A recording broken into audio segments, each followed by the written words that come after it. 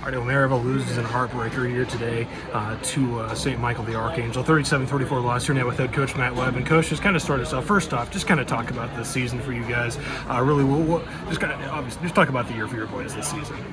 Well, I'm very proud of our year. It's obviously when you lose a heartbreaker here in the state quarterfinals, it's not a great feeling. But when you put the whole season into reflection, this team never quit. We were able to start off with some really a difficult loss, and we just kept battling to Blair Oaks, and then lost to a good Savannah team. We were able to win a district championship for the 12th time in 14 years, and these guys, they know what it means to play for a program that has high expectations.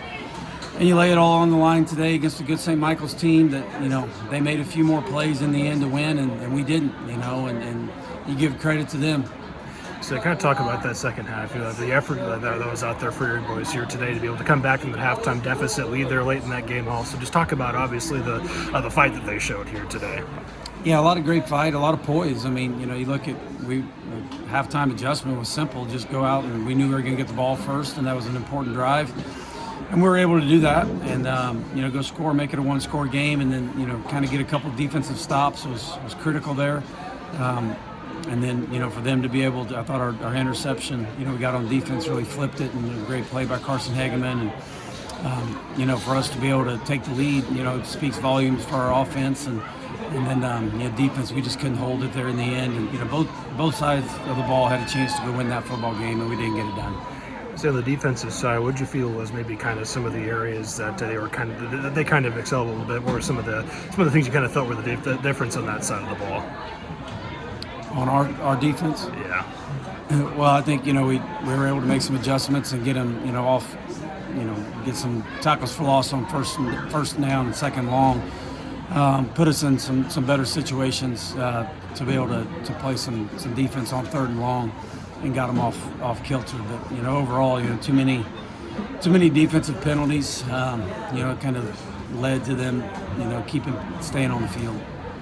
And obviously, another big day for Sadler View. He had a big year for you guys. He also had a really big career for you guys here at Maryville. Kind of talk about him, what he's kind of meant to this Maryville football program. Sadler's a full-grown man.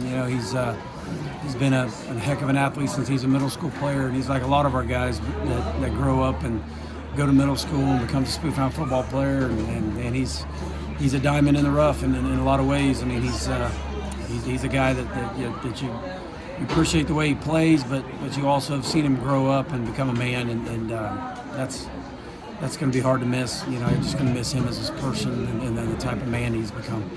Just talk about that whole senior class, obviously. I think about 13, 14 of them here for this year for you guys. So kind of talk about what that class has really kind of brought here to this Maryville program the last 4 years.